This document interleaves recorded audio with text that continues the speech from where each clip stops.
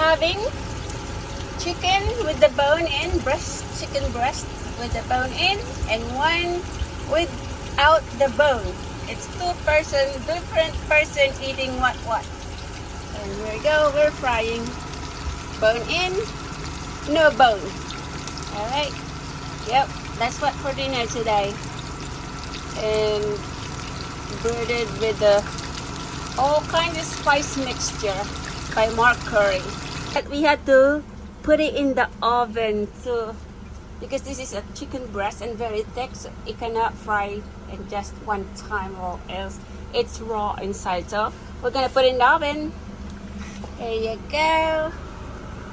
Oven for probably half hour. I'm frying a chicken liver for me. I don't eat chicken, but I eat chicken liver for me, because I need the iron. I'm low iron. I don't like to take the medicine, so I eat chicken liver. You see, it's odd, right?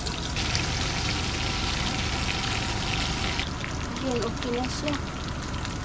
Ito na yan, crispy na siya. Kunin na natin. That's extra crispy. I like. Okay na siya. Lagyan natin spring